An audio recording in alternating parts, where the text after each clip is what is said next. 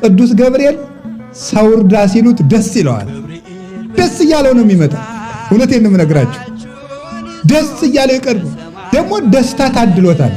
ቅዱስ ገብርኤል ትልቅ ደስታ ተሸክሞ ይመጣል። ያ ትልቅ ደስታ አማኑኤል ይባላል።